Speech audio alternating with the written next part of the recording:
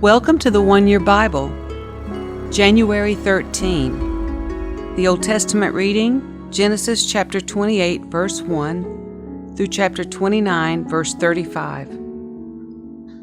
So Isaac called for Jacob, blessed him, and said, "You must not marry any of these Canaanite women. Instead, go at once to Padan Aram, to the house of your grandfather Bethuel, and marry one of your uncle Laban's daughters.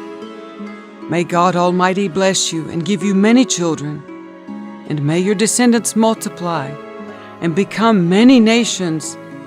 May God pass on to you and your descendants the blessings He promised to Abraham. May you own this land where you are now living as a foreigner, for God gave this land to Abraham." So Isaac sent Jacob away, and he went to Padan Aram to stay with his uncle Laban, his mother's brother, the son of Bethuel the Aramean. Esau knew that his father Isaac had blessed Jacob and sent him to Padan Aram to find a wife, and that he had warned Jacob, "You must not marry a Canaanite woman." He also knew that Jacob had obeyed his parents and gone to Padan Aram. It was now very clear to Esau that his father did not like the local Canaanite women. So Esau visited his uncle Ishmael's family and married one of Ishmael's daughters, in addition to the wives he already had. His new wife's name was Mahalath, and she was the sister of Nebaioth and the daughter of Ishmael, Abraham's son.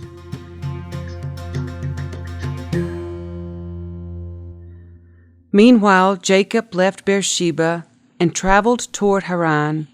At sundown, he arrived at a good place to set up camp and stopped there for the night.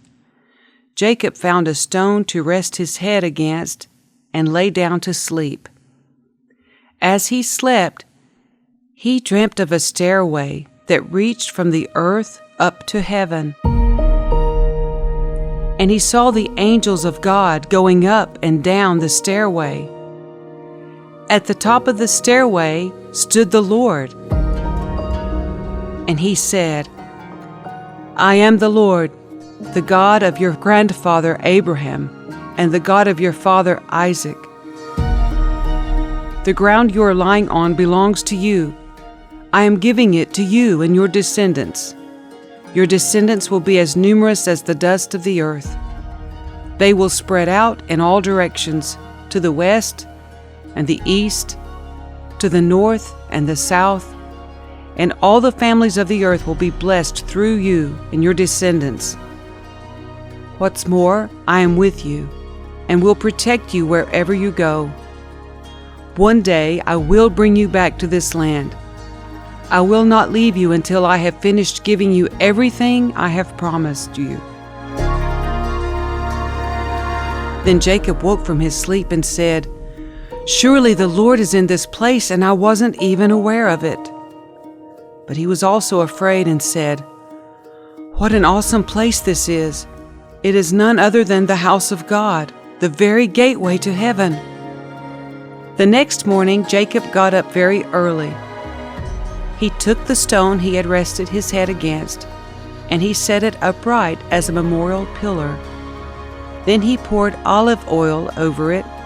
He named that place Bethel, which means house of God, although it was previously called Luz. Then Jacob made this vow, "If God will indeed be with me and protect me on this journey, and if He will provide me with food and clothing, and if I return safely to my father's home, then the Lord will certainly be my God, and this memorial pillar I have set up will become a place for worshiping God, and I will present to God a tenth of everything He gives me." Then Jacob hurried on, finally arriving in the land of the east. He saw a well in the distance. 3 flocks of sheep and goats lay in an open field beside it, waiting to be watered, but a heavy stone covered the mouth of the well. It was the custom there to wait for all the flocks to arrive before removing the stone and watering the animals. Afterward, the stone would be placed back over the mouth of the well. Jacob went over to the shepherds and asked, "Where are you from, my friends?" "We are from Haran," they answered. "Do you know a man there named Laban, the grandson of Nahor?" he asked. "Yes, we do," they replied. "Is he doing well?" Jacob asked.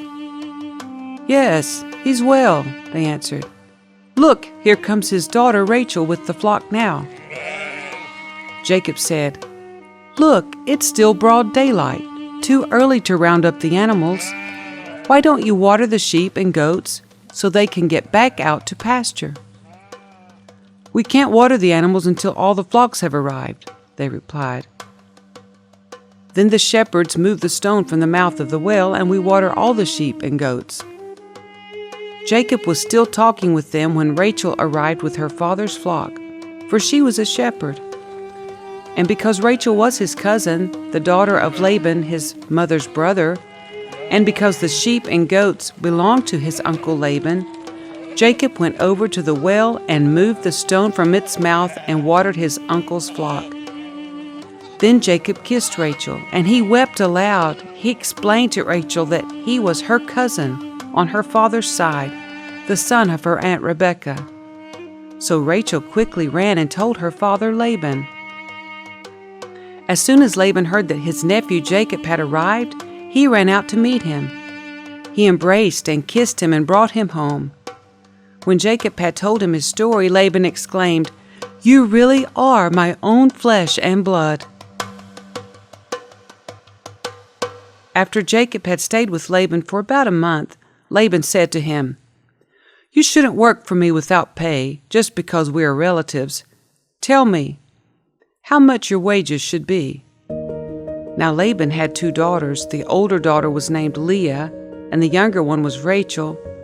There was no sparkle in Leah's eyes, but Rachel had a beautiful figure and a lovely face.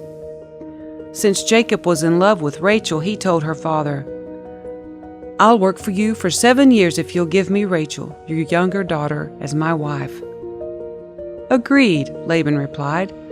"I'd rather give her to you than to anyone else. Stay and work with me." So Jacob worked 7 years to pay for Rachel, but his love for her was so strong that it seemed to him but a few days. Finally, the time came for him to marry her.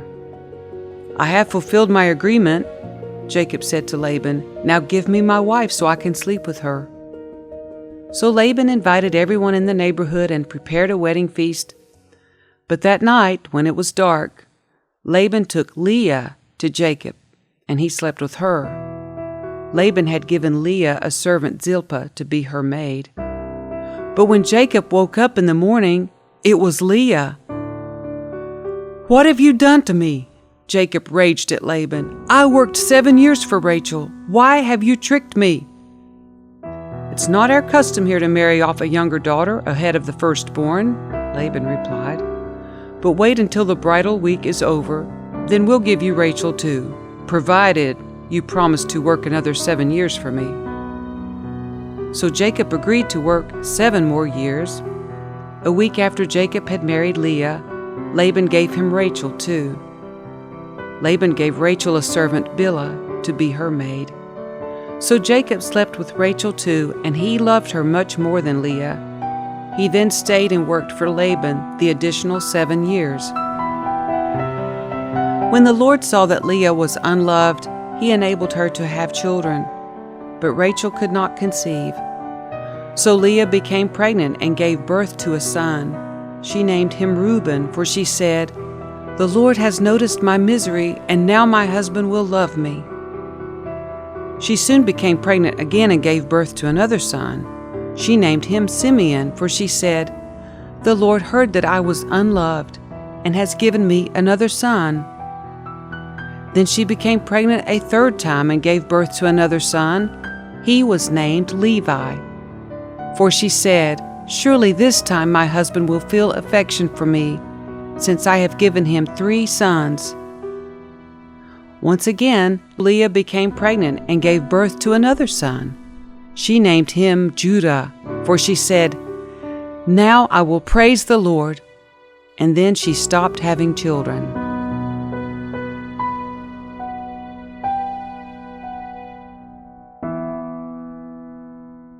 The New Testament reading, Matthew chapter 9, verse 18 through verse 38. As Jesus was saying this, the leader of a synagogue came and knelt before him. "My daughter has just died," he said, "but you can bring her back to life again if you just come and lay your hand on her." So Jesus and his disciples got up and went with him. Just then, a woman who had suffered for 12 years with constant bleeding came up behind him. She touched the fringe of his robe, for she thought, "If I can just touch his robe, I will be healed." Jesus turned around, and when he saw her, he said, "Daughter, be encouraged. Your faith has made you well." And the woman was healed at that moment. When Jesus arrived at the official's home, he saw the noisy crowd and heard the funeral music. "Get out," he told them. "The girl isn't dead. She's only asleep." But the crowd laughed at him. After the crowd was put outside, however, Jesus went in and took the girl by the hand, and she stood up. The report of this miracle swept through the entire countryside. After Jesus left the girl's home, 2 blind men followed along behind him, shouting, "Son of David, have mercy on us." They went right into the house where he was staying, and Jesus asked them, "Do you believe I can make you see?" "Yes, Lord," they told him, "we do." Then he touched their eyes and said, "Because of your faith, it will happen." Then their eyes were opened and they could see. Jesus sternly warned them, "Don't tell anyone about this." But instead they went out and spread his fame all over the region. When they left, a demon-possessed man who couldn't speak was brought to Jesus. So Jesus cast out the demon, and then the man began to speak. The crowds were amazed. "Nothing like this has ever happened in Israel," they exclaimed. But the Pharisees said, "He can cast out demons because he is empowered by the prince of demons." Jesus traveled through all the towns and villages of that area, teaching in the synagogues and announcing the good news about the kingdom, and he healed every kind of disease and illness. When he saw the crowds, he had compassion on them, because they were confused and helpless, like sheep without a shepherd. He said to his disciples, "The harvest is great, but the workers are few. So pray to the Lord who is in charge of the harvest. Ask him to send more workers into his fields."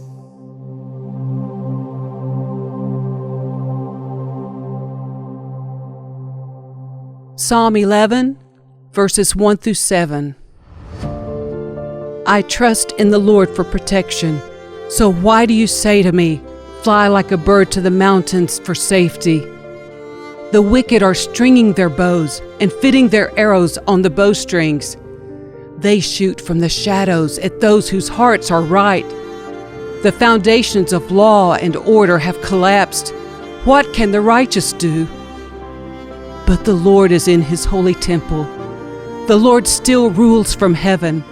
He watches everyone closely, examining every person on earth. The Lord examines both the righteous and the wicked.